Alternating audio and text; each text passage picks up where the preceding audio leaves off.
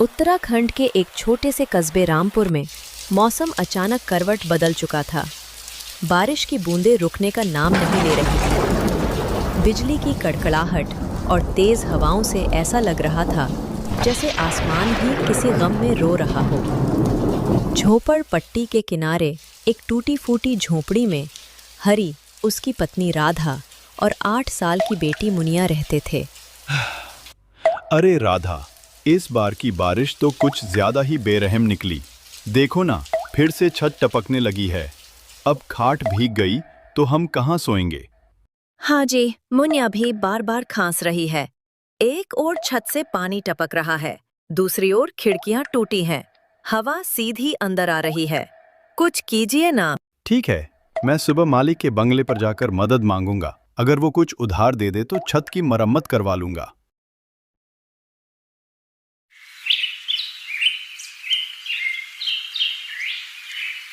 अगले दिन सुबह हरी अपने मालिक के बंगले पर पहुंचता है। मालिक बरामदे में कुर्सी पर बैठा चाय पी रहा था और नौकर को डांट रहा था। मालिक को दूसरे नौकर को डरता देख हरी सोच में पड़ जाता है। मालिक अभी बहुत गुस्से में है। अभी पैसे मांगू या नहीं? कहीं ये मुझ पर भी गुस्सा ना हो जाए। और तभी अब क्या चाहिए हरी? मालिक, पिछले 3 दिन से झोपड़ी में पानी भर रहा है। मुनिया को बुखार भी चढ़ गया है। छत और खिड़कियां टूट चुकी हैं। अगर कुछ पैसे उधार मिल जाए तो मैं मरम्मत करवा लूंगा और धीरे धीरे मेहनत से चुका दूंगा। उधार? तूने क्या चांदी का चम्मच लेकर पैदा हुआ है? पहले ही ज्यादा एहसान कर दिए तुझ पर। और सुन, अब तू काम पे मत आना। तुम जैसे लोग बरसात के कीड़े हैं, जितने कम हो उतना अच्छा। हरी की आंखों में आंसू आ जाते हैं और बिजली जोर जोर से कड़कने लगती है। मालिक, कम से कम नौकरी तो मत छीनिए। हरी की पुकारें बारिश की आवाज में डूब जाती हैं।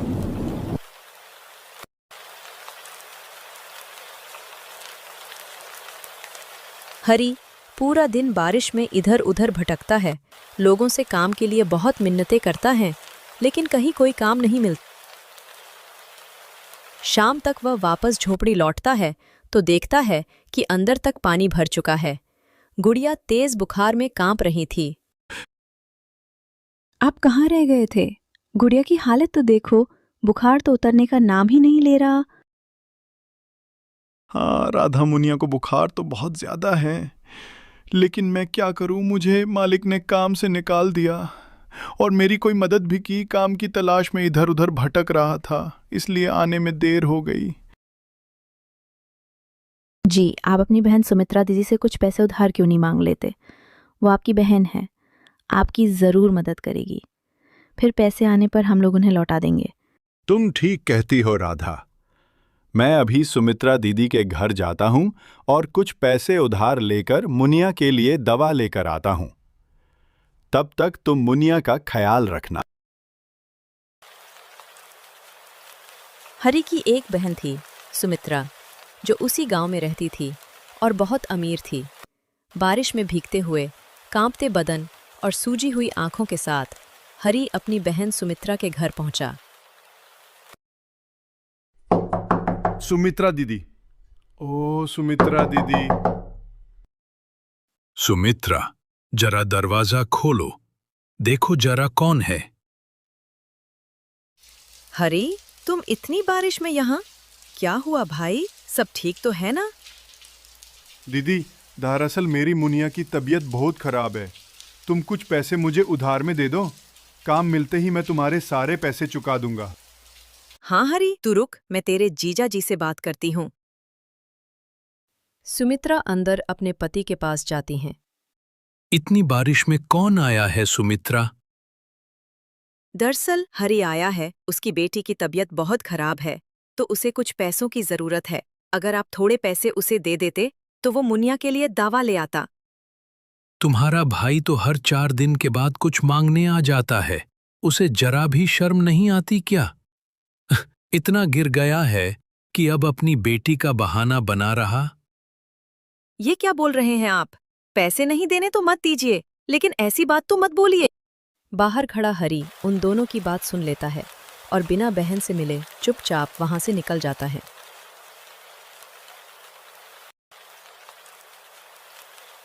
हरी दिल में दर्द और आंखों में आंसू लिए घर की ओर जा रहा था। तभी रास्ते में उसे एक मंदिर मिला। ये कैसी परीक्षा ले रहे हो भगवान? घर में खाने को अनाज नहीं, रहने को ढंग का घर नहीं, बेटी बीमार और एक रिश्तेदार भी मुसीबत में साथ नहीं देते। क्या करूं, कुछ समझ में नहीं आ रहा। मैंने राधा से कहा था कि मैं दवा लेकर आऊंगा। अब मैं उसे क्या जवाब दूं? सब बातें हरी अपने आप से कर रहा था। तभी मंदिर में एक साधु बाबा हरी की सारी बात को सुन रहे थे। वह हरी के पास आए और बोले, बेटा, अपनी आंसू पूछो। मैं तुम्हारी सारी बातों को सुन लिया हूं। जब मुसीबत आता है तो कोई साथ नहीं देता है। चिंता मत करो।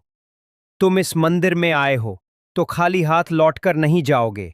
ये 2 सोने के सिक्के रख लो। अपनी बेटी का इलाज करवा लेना और कुछ पैसे व्यापार में लगा देना। तुम्हारी जिंदगी बदल जाएगी। बाबा, आपका बहुत बहुत धन्यवाद। मैं आपका उपकार कभी जिंदगी में नहीं भूल पाऊंगा। अच्छा, ठीक है, जाओ, अब अपने घर जाओ। तुम्हारे घर में तुम्हारे बच्चे बीवी इंतजार कर रहे हैं। वह 2 सोने के सिक्कों को लेकर हरी बहुत खुश हो जाता है और अपनी बेटी की दवा लेकर घर को लौटता है और सारी कहानी अपनी पत्नी राधा को बताता है। वो साधु बाबा तो जैसे हमारे लिए भगवान बनकर आए थे। जब अपना साया भी साथ छोड़ देता है, तब कोई अजनबी इस तरह मदद करे, ये चमत्कार ही तो है। सच कहा तुमने। खैर, अब इन सोने के सिक्कों से सबसे पहले घर की मरम्मत कराते हैं, फिर कोई व्यापार शुरू करूंगा। अब बस मेहनत करनी है। उस रात दोनों पति पत्नी चैन की नींद सोते हैं। अगली सुबह बारिश भी थम जाती है। हरी ने पहले अपने जर्जर घर की मरम्मत करवाई। राधा, मैं सोच रहा हूं कि व्यापार करने से अच्छा है कि मैं थोड़ी सी जमीन ले लूं और उसी में बहुत मेहनत करके फसल उगाऊं। तुम क्या बोल कहती हो? ये तो आपने अच्छा सोचा है।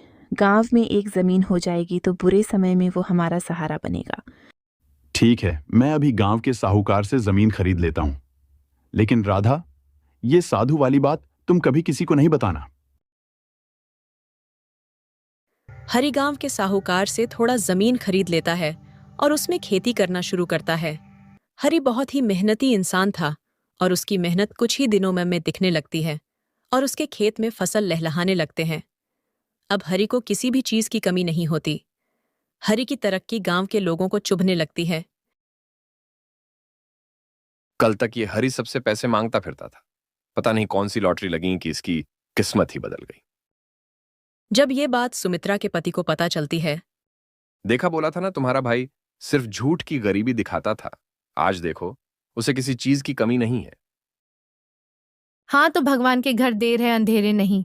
वह भी सभी के आंसू की कीमत चुकता है और कहते हैं न कब किसकी किस्मत बदल जाए कोई नहीं जानता। लेकिन मुझे ये बात हजम नहीं हो रही। मैं पता लगा के रहूंगा कि आखिरकार उसकी किस्मत बदली कैसे, और इसके लिए मुझे सुमित्रा को उसके घर चलने के लिए मनाना होगा। सुमित्रा, चलो हरी की बेटी मुनिया से मिलकर आते हैं। उसने बताया था ना कि उसकी बेटी की तबीयत खराब थी। क्या तुम्हें बिल्कुल शर्म नहीं आती? जब उसकी बेटी की तबीयत खराब थी तब तो तुमने उसे शर्मिंदा करके भगा दिया, और अब उसके अच्छे दिन आ गए तो उससे मिलने जाओगे। मुझे तो उससे आंख मिलाने की भी हिम्मत नहीं। तुम ही जाओ। लगता है ये तो नहीं मानेगी। मुझे ही कुछ करना होगा।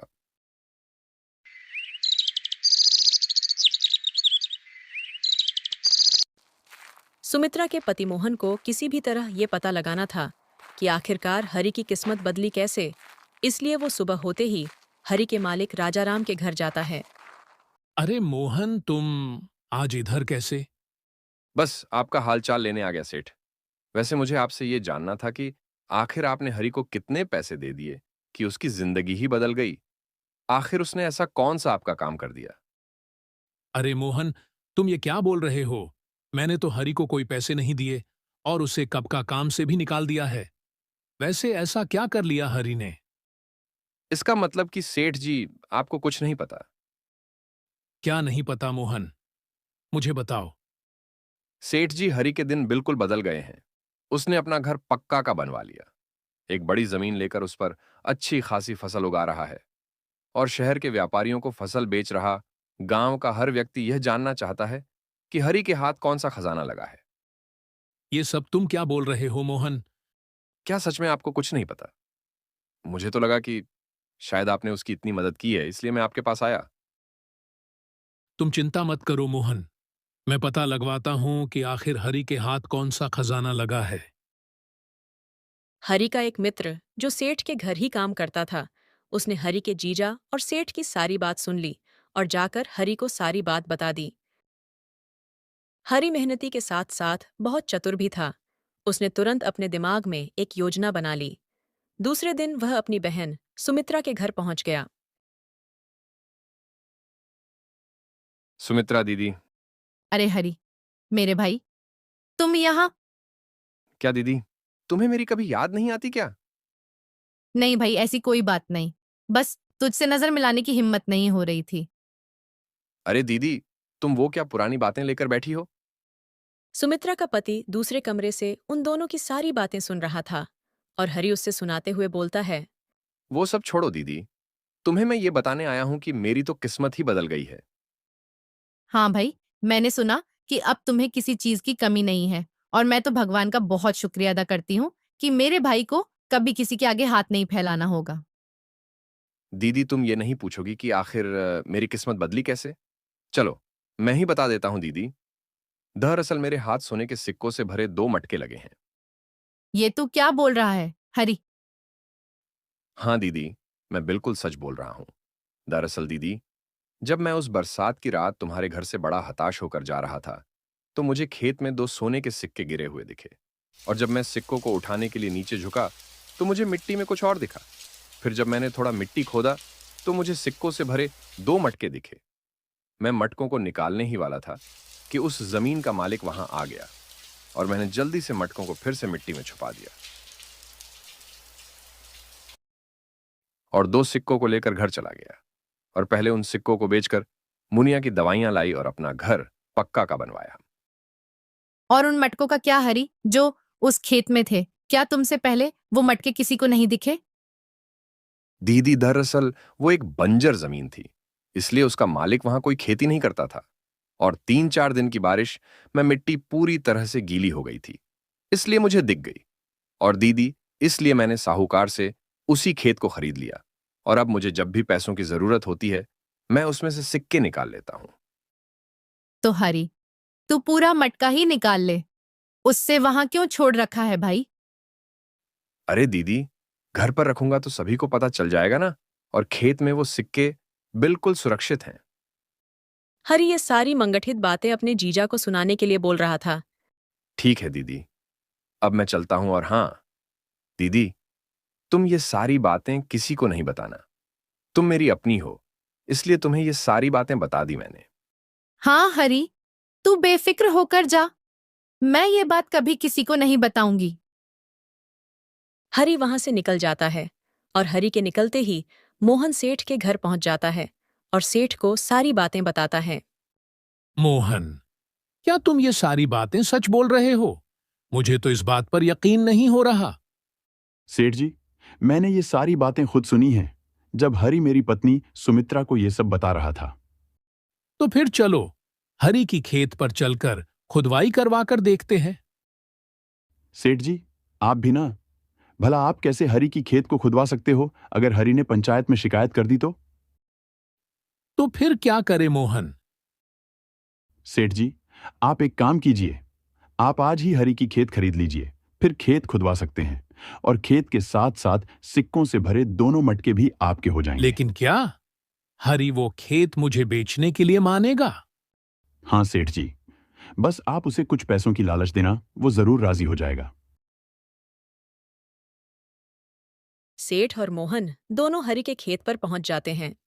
अरे सेठ जी, आप यहाँ, और मोहन जीजा आप भी, क्या बात है? अरे मोहन, दरअसल मैं और सेठ जी उस बरसात की रात तुम्हारी मदद नहीं कर पाए थे ना, तो हमें उस बात का पछतावा है और इसलिए हम तुम्हारी कुछ मदद के लिए यहाँ आए हैं। लेकिन अब मेरे हालात बिल्कुल बदल चुके हैं। सेठ जी, अब मुझे किसी चीज की कमी नहीं है, इसलिए मुझे कोई मदद नहीं चाहिए और आप दोनों उस दिन की बात भूल जाइए। नहीं हरी, मैं तुम्हारे लिए कुछ करना चाहता हूं और इसीलिए मैं तुम्हारी ये जमीन खरीदना चाहता हूं। सेठ जी, भला आप ये क्या बोल रहे? आप ये जमीन ले लेंगे तो मैं अपने परिवार का पेट कैसे भरूंगा? अरे हरी, मैं ये तुम्हारी खेत कोई मुफ्त में थोड़े ना ले रहा हूं। मैं इसके बदले तुम्हें पूरे 1 लाख रुपए दूंगा। लेकिन सेठ जी, मैं ये खेत नहीं बेचना चाहता। अच्छा हरी, चल 2 लाख लेकर अब खेत मेरे नाम कर दे और ऐश की जिंदगी जी। लेकिन सेठ जी, भला आप इस छोटी सी जमीन के बदले मुझे इतने पैसे क्यों दे रहे हैं? अरे हरी, अभी तो सेठ जी ने बताया ना कि हम तुम्हारी मदद करना चाहते हैं, इसलिए तुम्हारी जमीन खरीद रहे। ठीक है, जब आप लोग इतना बोल रहे हैं तो आप ये खेत ले लीजिए, मैं कोई और जमीन खरीद लूंगा। सेठ उसी वक्त हरि को पूरे 2 लाख रुपए दे देता है और हरि की खेत ले लेता है। हरि सेठ से पैसे लेकर अपने घर चला जाता है। सेठ और मोहन हरि के जाते ही खेत को खोदने में लग जाते हैं। सुबह से शाम तक दोनों मिलकर पूरा खेत खोद डालते हैं, लेकिन कोई मटका नहीं मिलता है और सेठ पूरे गुस्से में मोहन से बोलता है। मोहन, यहां तो कोई मटका नहीं है। सेठ जी, हरी ने तो बोला था कि वो मटके अब भी इसी खेत में हैं, लेकिन समझ नहीं आ रहा कि मटके हैं कहां। लेकिन मुझे सब समझ में आ गया है कि तुम दोनों जीजा साला ने मिलकर मुझे बेवकूफ बनाया है, लेकिन मैं तुम्हें छोड़ूंगा नहीं। सेठ जी, आप गलत समझ रहे, मैंने कुछ नहीं किया है। मोहन, मेरी बात कान खोलकर सुन लो। अगर कल सुबह तक तुम मुझे मेरे पूरे 2 लाख नहीं लौटा देते तो ये तुम्हारे लिए अच्छा नहीं होगा। लेकिन सेठ जी, भला मैं इतने रुपए कहां से लाऊंगा? सेठ जी, मेरा यकीन कीजिए, मैंने आपके साथ कोई धोखा नहीं किया। अगर तुम्हारे पास पैसे नहीं हैं तो कल सुबह तक तुम अपना घर खाली कर देना, नहीं तो मैं कितना खतरनाक इंसान हूं ये तो तुम जानते ही होगे। लेकिन सेठ जी, मेरी बात तो सुनिए।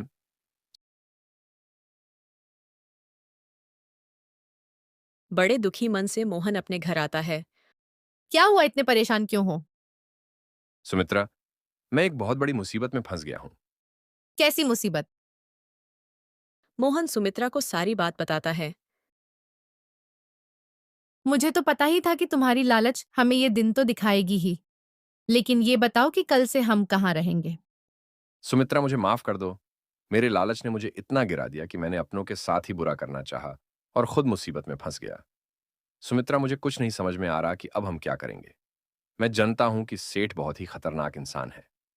अगर हम घर खाली नहीं करेंगे तो वो हमें जान से भी मरवा सकता है। तुम परेशान मत हो और मेरे साथ चलो।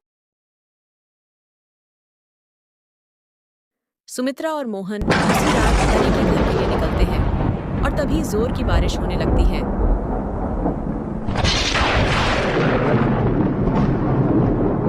हरी, ओ भाई हरी। अरे सुमित्रा दीदी, तुम इतनी रात को यहाँ, अंदर आओ दीदी। भाई मुझे माफ कर दे, मैं बहुत शर्मिंदा हूँ, लेकिन अब तू ही हमें बचा सकता है। मोहन भी अपनी गलती पर बहुत शर्मिंदा होता है और हरि से माफी मांगता है। हरी, मुझे माफ कर दो, मैंने तेरे साथ बहुत बुरा किया। लेकिन दीदी, तुम लोग ऐसा क्यों बोल रहे हो? आखिर बात क्या है? सुमित्रा हरि को सेठ और मोहन की सारी बातें बताती है।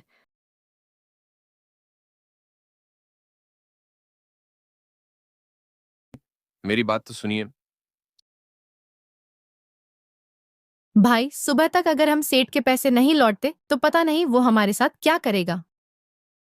दीदी, तुम घबराओ मत, मैं कल सुबह ही सेठ को सारे पैसे लौटा दूंगा। भाई, यही होती है, जिंदगी कब बदल जाए कोई नहीं जानता। एक बरसात की रात तू हमारे दरवाजे पर आया था, लेकिन हमने तुम्हारी मदद नहीं की थी, और एक बरसात की रात हम तेरे दरवाजे पर मदद के लिए आए और तू बिना कुछ सोचे समझे हमारी मदद के लिए तैयार हो गया। यही फर्क होता है एक गरीब और अमीर में।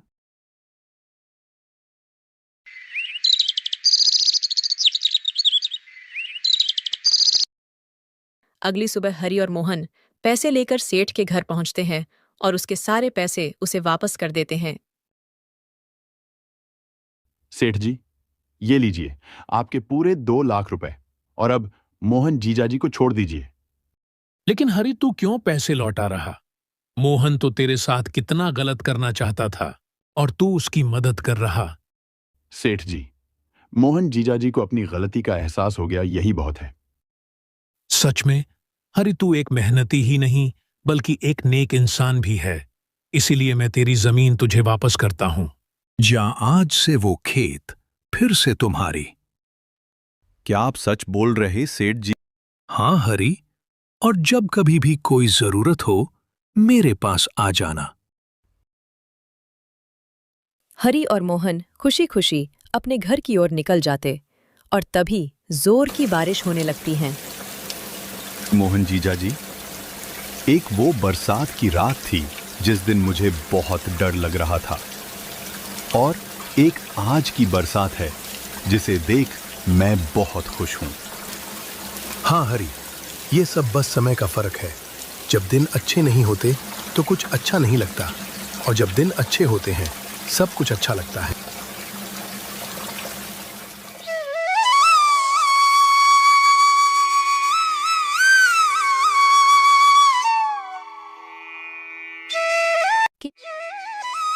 गांव के एक कोने में मिट्टी का टूटा फूटा घर था।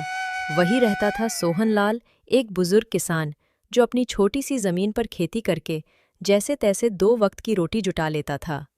उसका बेटा रामू मेहनती था, मगर किस्मत ने उसका साथ नहीं दिया। पढ़ाई में अच्छा था, पर पैसों की तंगी ने स्कूल छुड़वा दिया। माँ पहले ही गुजर चुकी थी और घर में केवल 2 लोग, बाप और बेटा थे। गरीबी और उनकी बंजर जमीन ने दोनों बाप बेटे को इस कदर परेशान कर दिया था कि दोनों बाप बेटे को कभी खाना मिलता और कभी दोनों भूखे ही सो जाते। एक दिन रामू की भूख ने उसे तोड़ दिया और उसने पिता से बोल, पिताजी, आज भी हमें भूखा ही सोना होगा, क्योंकि घर में थोड़ा भी अनाज नहीं है जो पकाकर खाया जा सके। पिताजी, मैं अब बहुत थक चुका हूँ अपनी बंजर जमीन पर काम करते करते, और मैंने सोच लिया है कि मैं कल से गांव के साहूकार के पास मजदूरी का काम करूंगा।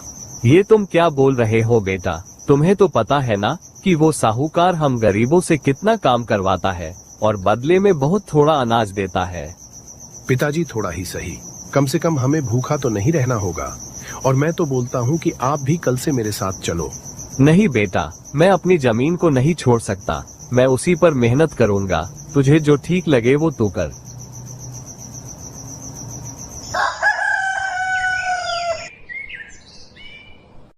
अगली सुबह दोनों बाप बेटा अपने अपने काम पर निकल जाते हैं। रामू गांव के साहूकार के पास पहुंचता है। राम राम सेठ जी। हाँ रामू, बोलो कैसे आना हुआ? सेठ जी, अगर आपके पास कोई काम हो तो मुझे दे दीजिए। मैं काम की तलाश में हूँ। अरे रामू, क्या बोल रहे हो? मेरे पास तो इतना काम है कि 20 मजदूर भी कम पड़ेंगे। तुम एक काम करो, अभी से काम पर लग जाओ। मोहन, तुम रामू को काम समझा दो। और हाँ रामू, तुम्हें रोज के 2 किलो अनाज मिलेंगे, मैं पहले ही बता दे रहा हूं। हाँ हाँ ठीक है सेठ जी। सेठ जी, आपका बहुत बहुत शुक्रिया। इतना बोलकर साहूकार चला जाता है और रामू अपने काम पर लग जाता है। दूसरी तरफ सोहनलाल बहुत उदास नजरों से अपने खेत को देख रहा था। भगवान, तेरी क्या मर्जी है और कब तक लेगा हमारी परीक्षा? अब तो सब कुछ तुझ पर ही छोड़ दिया है। सोहनलाल भगवान से अपनी शिकायत कर ही रहा था तो उसके पास गांव का ही उसका मित्र रमेश आता है और बोलता है, क्या हुआ सोहनलाल, इतनी गर्मी में किससे बातें कर रहे हो? और ये क्या, तुम्हारी जमीन तो पूरी तरह बंजर हो गई है। हाँ रमेश, बस इसी की शिकायत भगवान से कर रहा था। पता नहीं भगवान हम बाप बेटा की और कब तक परीक्षा लेंगे। वैसे रामू कहाँ है? वो तेरे साथ खेत क्यों नहीं आया? क्या बताऊं भाई, रामू भी अब इस बंजर जमीन पर मेहनत करके थक गया, इसलिए उसने अब गांव के साहूकार के पास मजदूरी करना शुरू कर दिया है। वैसे सोहनलाल, उसने ठीक ही किया। भूखे मरने से तो अच्छा है कि कोई और काम करके अपना पेट भरो। सोहन, तूने रामू की बहू को घर बुलाया कि नहीं? भाई रमेश, तुझसे तो हमारी घर की हालत तो छुपी है नहीं। जहां हम दोनों बाप बेटे का ही पेट भरना मुश्किल हो रहा, तो भला हम उस लड़की का भरण पोषण कैसे करेंगे? तुझे तो पता है कि हमारे घर में एक चारपाई तक नहीं। एक कमी हो तो बताऊं, मैं उसे घर लाकर शर्मिंदा नहीं करना चाहता। लेकिन भाई, तू ही बता, भला कब तक तू उसे उसके मायका में छोड़ेगा? लोग कैसी कैसी बातें करते होंगे, ये भी तो सोच। हाँ रमेश, तू ठीक बोल रहा है। मैं आज ही रामू से बात करता हूं।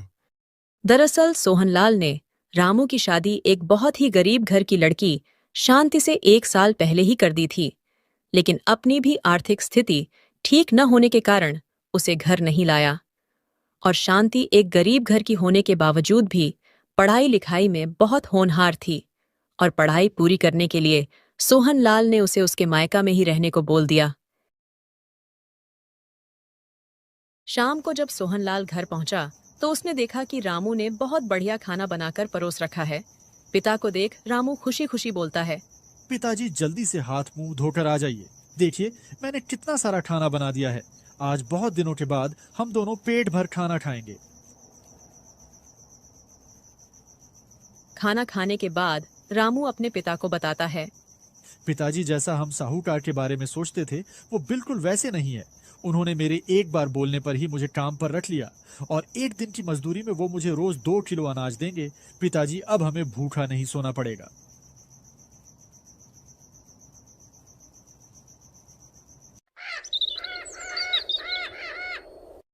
दूसरे दिन सोहनलाल का मित्र उसके घर आया। सोहनलाल, ओ सोहनलाल, कहाँ हो भाई? जब सोहनलाल बाहर आया तो उसने देखा कि रमेश अपने साथ एक चारपाई भी लाया है। उसने तुरंत उससे बोला, ये क्या है भाई? सोहनलाल, लगता है तुझे बुढ़ापा आ गया है, तभी तो तुझे इतनी बड़ी चारपाई भी नहीं दिख रही है। रमेश, मुझे सब दिख रहा है, लेकिन मैं पूछ रहा हूं कि ये चारपाई तू मेरे घर लेकर क्यों आया है?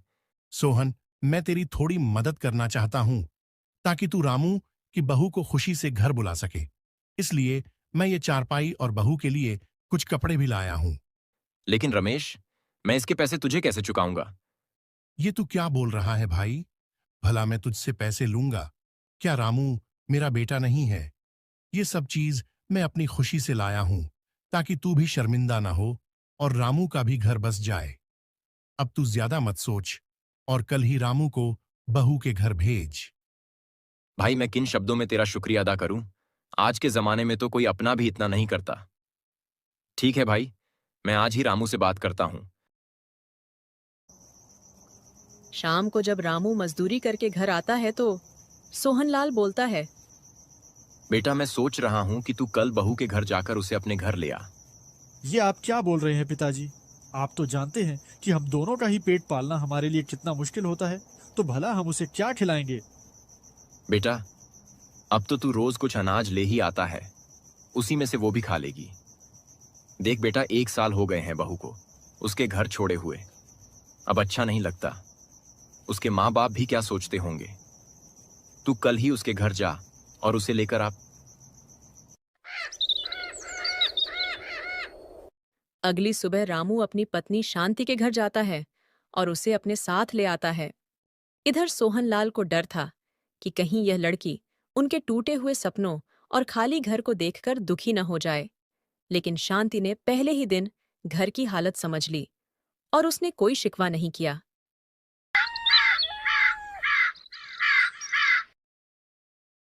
दूसरे दिन सुबह जल्दी उठकर वो घर का सारा काम करती है और रामू को काम पर जाते वक्त खाना बांध कर देती है। लीजिए आपका खाना। अच्छा शांति, मैं शाम तक घर आऊंगा। सुनो, मैंने घर का सारा काम कर लिया है और आपके जाने के बाद मैं घर में सारा दिन क्या करूंगी, इसलिए मैं सोच रही हूं कि क्यों ना मैं पिताजी के लिए खाना लेकर खेत पर जाऊं। मैं अपना खेत भी देख लूंगी। ठीक है शांति, अगर तुम्हारा मन है तो तुम चली जाना। इतना बोलकर रामू काम पर चला जाता है और शांति पिता का खाना बांधकर खेत के लिए निकल जाती। खेत पर पहुंचकर वो पिता को खाना देती है और खुद खेत को बहुत बारीकी से देखती है। वो देखती है कि खेत पूरी तरह से सूखा है, मिट्टी में चारों ओर दरारें पड़ गई है और वो सोहनलाल से बोलती है, पिताजी, ये खेत तो पूरी तरह से बंजर हो गया है। लगता है इस बार भी कुछ नहीं उगेगा। हाँ बेटा, अब इस मिट्टी से ज्यादा भरोसा तो भगवान से है। जैसे जैसे जमीन बंजर हो रही है बेटा, वैसे वैसे आदमी भी अंदर से सूखता जाता है। लेकिन जब तक मेरी सांस चलेगी, मेरा हल इन खेतों में चलता रहेगा। हाँ पिताजी, कल से मैं भी आपके साथ खेत पर मेहनत करूंगी।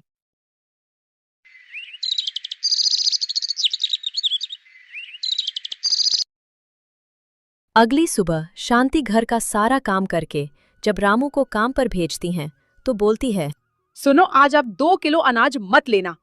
सेठ को साफ साफ बोल देना कि 2 किलो अनाज में हमारा पेट नहीं भरता है। आपकी बहुत कृपा होगी अगर आप हमारा अनाज 2 किलो से बढ़ाकर 6 किलो कर देते तो। और हाँ, ये कहते वक्त आप बिल्कुल भी मत डरिएगा।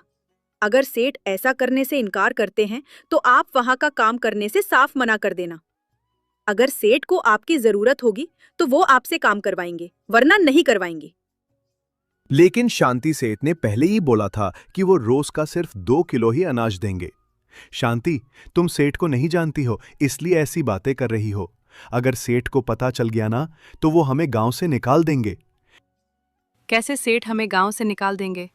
आपने कोई गलत काम तो नहीं किया है, आपने किसी को लूटा तो नहीं है, और ना ही झूठ बोल रहे हो, सिर्फ अपना हक तो मांग रहे हो।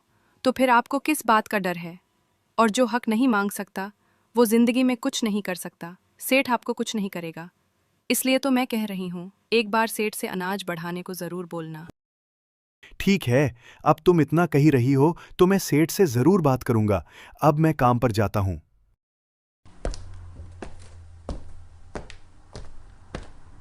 रामूट पर बेज शांति अपने मायके से लाई जैविक खेती की किताबें निकलती हैं और अच्छे से पढ़ाई करती हैं।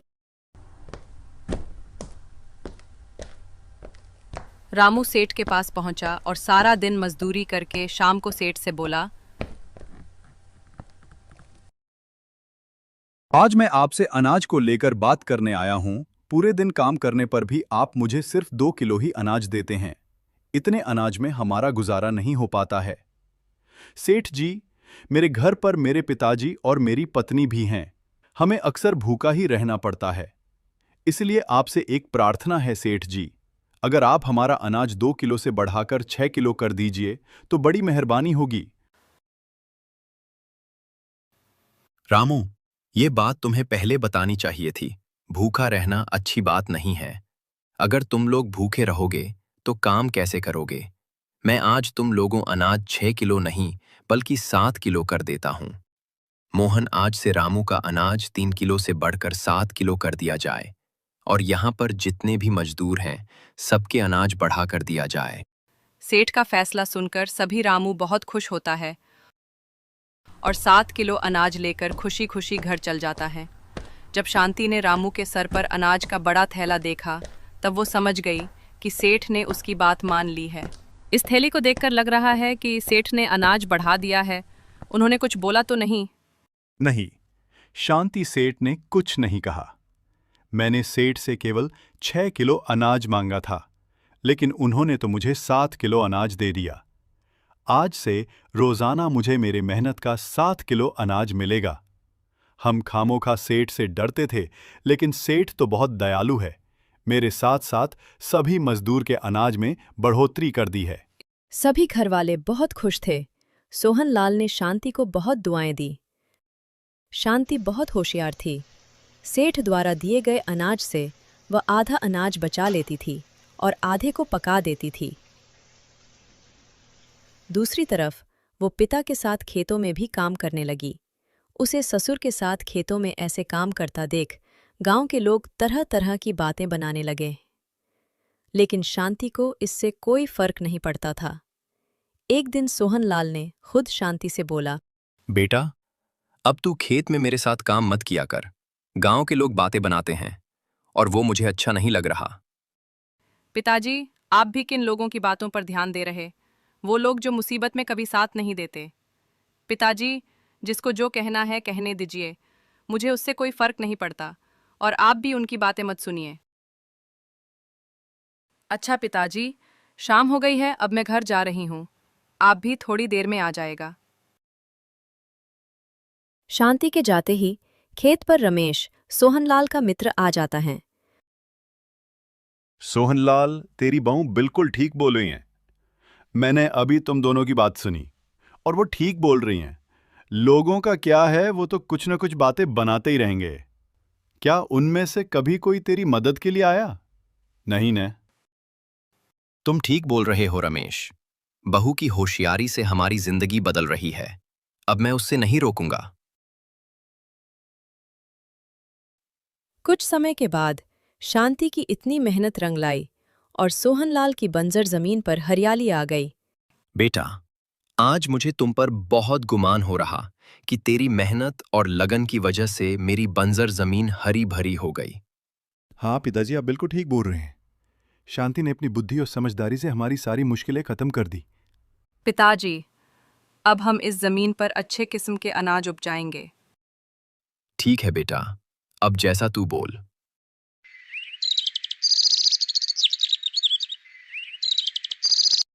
अगली सुबह शांति ने अपने द्वारा इकट्ठा किए अनाज में से कुछ अनाज अपने पति को दिया और बोला, आप इस अनाज को लेकर बाजार जाओ और इसे बेचकर अच्छे किस्म की बीज ले आओ, जिसे हम अपने खेत में लगाएंगे। ठीक है, मैं अभी बाजार जाता हूँ। रामू बाजार से अच्छी बीज ले आता है और सोहनलाल अपनी जमीन पर गेहूं और थोड़े बहुत अच्छे सब्जियों के बीज बो देता है।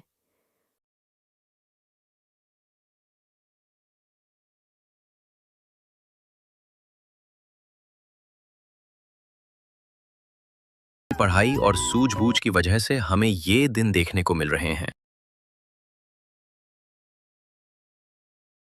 शांति ने काफी अनाज जमा कर लिया था। एक दिन वह अपने पति से बोली, आज से आप सेठ के यहाँ काम करने नहीं जाएंगे। आखिर कब तक आप मजदूरी करते रहेंगे? मजदूरी करके सिर्फ पेट भरा जा सकता है, जिंदगी नहीं बदल सकती। लेकिन शांति, मैं मजदूरी नहीं करूंगा तो फिर क्या करूंगा? हम सब सिर्फ खेत की उपज के भरोसे नहीं रह सकते। आप लोग चिंता मत कीजिए। सेठ आपको जो भी अनाज देते हैं, मैंने रोज उसमें से कुछ अनाज जमा किया और इस तरह से मैंने काफी सारा अनाज जमा कर लिया है। आप लोग बाजार में एक दुकान खोल लो और वहां यह अनाज बेचो, और साथ ही साथ हम अपनी खेत के अनाज और सब्जियां भी बेचेंगे। भगवान ने चाहा तो हमारा ये कारोबार बहुत जल्दी ही अच्छा चलने लगेगा। ठीक है बेटी, मैं आज ही बाजार में कोई दुकान देखता हूँ और फिर कल से हम उसमें अनाज शुरू कर देंगे। सोहनलाल ने बाजार में एक दुकान किराए पर ले ली और अगले दिन ही अनाज बेचना शुरू कर दिया। कुछ ही दिनों में उसकी दुकान काफी अच्छी चलने लगी। दुकान पर ग्राहकों की हमेशा भीड़ लगी रहती थी। ये देखकर बाप बेटे दोनों बहुत खुश रहने लगे। अब सोहनलाल और शांति खेत पर दिन रात मेहनत करते हैं और रामू अनाज की दुकान संभालने लगा। धीरे धीरे उन्होंने एक अच्छा घर ले लिया। अब उनके घर में कोई भी कमी नहीं थी। इस तरह शांति ने बहुत समझदारी और मेहनत से कुछ ही दिनों में सोहनलाल और रामू को गरीबी से निकालकर एक अच्छी जिंदगी दी।